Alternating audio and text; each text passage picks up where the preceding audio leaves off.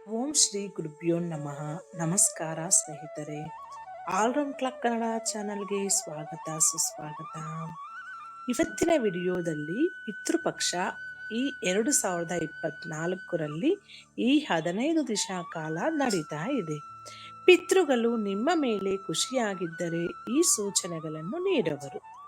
ಪಿತೃಪಕ್ಷವು 15 ದಿನಗಳ ಅವಧಿಯಾಗಿತ್ತು. ಈ ಸಮಯದಲ್ಲಿ ಪಿತೃಗಳಿಗೆ ತರ್ಪಣ ಮತ್ತು ಶ್ರಾದ್ದವನ್ನು ಮಾಡಲಾಗುತ್ತದೆ. ಪಿತೃಪಕ್ಷದ ಸಮಯದಲ್ಲಿ ಇವುಗಳು ಕಾಣಿಸಿಕೊಂಡರೆ ಅದು ಶುಭ ಸೂಚನೆಯಾಗಿದೆ. ಪಿತೃಪಕ್ಷದ ಸಮಯದಲ್ಲಿ ಯಾವೆಲ್ಲ ಘಟನೆಗಳು ಶುಭ ಸೂಚನೆಯಾಗಿದೆ, ಪಿತೃಪಕ್ಷದಲ್ಲಿ ಇವುಗಳು ಸಂಭವಿಸಿದರೆ ಅದು ಶುಭ ಅಂತ ವಿಡಿಯೋದಲ್ಲಿ ನೋಡೋಣ ಬನ್ನಿ. ಈ ವರ್ಷ ಪಿತೃಪಕ್ಷವು ಸೆಪ್ಟೆಂಬರ್ 17ರಿಂದ ಪ್ರಾರಂಭವಾಗಿ ಅಕ್ಟೋಬರ್ 2ರವರೆಗೆ ಇರುತ್ತದೆ. ಪಿತೃಪಕ್ಷದ ಸಮಯದಲ್ಲಿ ಯಾವುದೇ ಶುಭ ಕಾರ್ಯಗಳನ್ನು ಮಾಡುವುದನ್ನು ನಿಷೇಧಿಸಲಾಗಿದೆ. ಯಾಕಂದರೆ ಪಿತೃಪಕ್ಷದ ಸಮಯದಲ್ಲಿ ಪೂರ್ವಜರು ಮತ್ತೊಮ್ಮೆ ಭೂಮಿಗೆ ಬರುತ್ತಾರೆ ಎಂದು ನಂಬಲಾಗಿದೆ. ಈ ಕಾರಣಕ್ಕಾಗಿ ಪಿತೃಪಕ್ಷದ ಅವಧಿಯಲ್ಲಿ ಪೂರ್ವಜರ ಶಾಂತಿ ಮತ್ತು ಮೋಕ್ಷಕ್ಕಾಗಿ ಶ್ರಾದ್ದ ಅಥವಾ ತರ್ಪಣ ಕಾರ್ಯವನ್ನು ಮಾಡಲಾಗುತ್ತದೆ. ಅನೇಕ ಧಾರ್ಮಿಕ ನಂಬಿಕೆಗಳು ಪಿತೃಪಕ್ಷದೊಂದಿಗೆ ಸಂಬಂಧ ಹೊಂದಿವೆ. ಈ ನಂಬಿಕೆಗಳ ಪ್ರಕಾರ ಪಿತೃಗಳು ನಿಮ್ಮ ಮೇಲೆ ಸಂತುಷ್ಟರಾಗಿದ್ದರೆ ಹಾಗೂ ನಿಮ್ಮ ಅಭಿವೃದ್ಧಿಯನ್ನೇ ಅವರು ಬಯಸುತ್ತಿದ್ದರೆ ಈ ಎಲ್ಲಾ ಸೂಚನೆಗಳನ್ನು ನೀಡುತ್ತಾರೆ ಎಂದು ಹೇಳಲಾಗಿದೆ. ಪಿತೃಪಕ್ಷದಲ್ಲಿ ಯಾವೆಲ್ಲ ಸೂಚನೆಗಳು ಶುಭವಾಗಿರುತ್ತದೆ ಅಂತ ನೋಡೋಣ ಬನ್ನಿ. ಅಗತ್ಯವಿರುವವರಿಗೆ ದಾನ ಮಾಡಿ. ಇದು ಸಾಮಾನ್ಯ ಸಂಗತಿಯಂತೆ ಕಾಣಿಸಬಹುದು. ಆದರೆ ಇಲ್ಲಿಯ ವಿಶೇಷವೇನೆಂದರೆ ಪಿತೃಪಕ್ಷದ ಸಮಯದಲ್ಲಿ ಹಸಿದಿರುವವರು ಅಥವಾ ನಿರ್ಗತಿಕರು ನಿಮ್ಮ ಬಳಿಗೆ ಬಂದು ನಿಮ್ಮನ್ನು ಆಹಾರ ನೀಡುವಂತೆ ಕೇಳಿಕೊಂಡರೆ ಅಥವಾ ಅನ್ನದಾನವನ್ನು ಕೇಳಿದರೆ ಅದು ನಿಮ್ಮ ಪೂರ್ವಜರು ಎಂಬುದಕ್ಕೆ ಮಂಗಲಕರ ಸಂಕೇತವಾಗಿದೆ. ಅಂತಹ ಪರಿಸ್ಥಿತಿಯಲ್ಲಿ ನೀವು ಅವರಿಗೆ ನಿಮ್ಮ ಕೈಯಲ್ಲಾದಷ್ಟು ಸಹಾಯವನ್ನು ಮಾಡಬೇಕು. ಅವರಿಗೆ ತಿನ್ನಲು ಏನನ್ನಾದರೂ ನೀಡಬೇಕು. ಕನಸಿನಲ್ಲಿ ಪಿತೃಗಳನ್ನು ನೋಡುವುದು.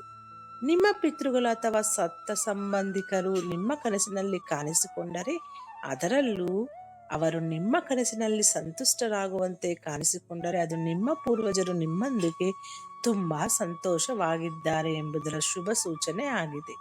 ನಿಮ್ಮ ಕನಸಿನಲ್ಲಿ ನಮ್ಮ ಪೂರ್ವಜರು ಸಂತೋಷವಾಗಿರುವುದನ್ನು ನೋಡುವುದು ನಿಮ್ಮ ಪ್ರಗತಿಯ ಸೂಚಕವಾಗಿದೆ.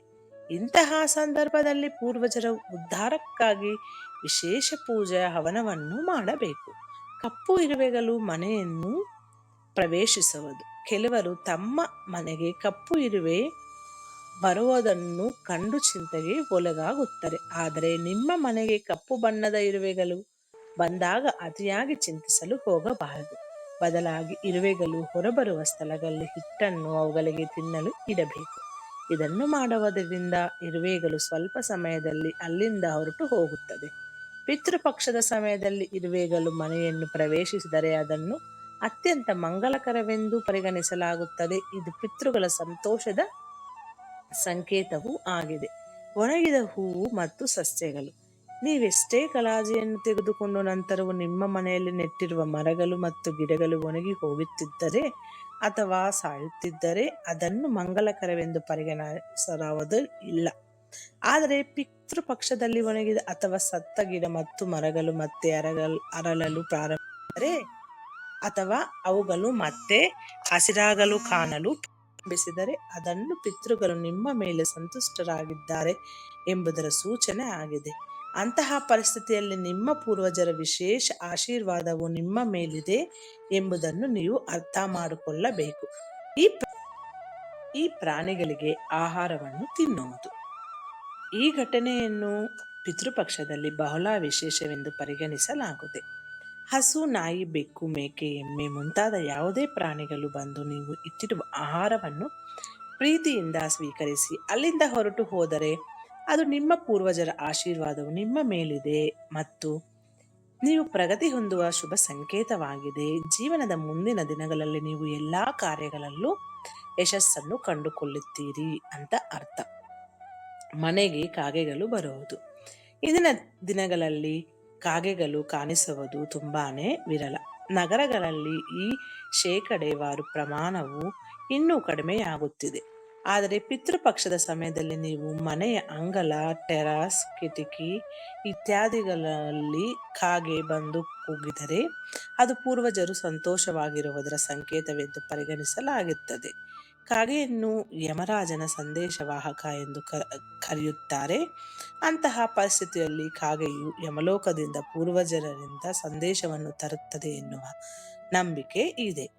ಈ ರೀತಿ ಈ ವಿಡಿಯೋದಲ್ಲಿರುವ ಎಲ್ಲ ಅಂಶಗಳನ್ನು ನಿಮ್ಮ ವಿವೇಚನೆ ಬಳಸಿ ನಿರ್ಧಾರಗಳನ್ನು ತೆಗೆದುಕೊಳ್ಳಿ. ಮುಂದಿನ ವಿಡಿಯೋದಲ್ಲಿ ಸಿಗೋಣ. ಅಲ್ಲಿವರೆಗೂ ಎಲ್ಲರಿಗೂ ಧನ್ಯವಾದಗಳು.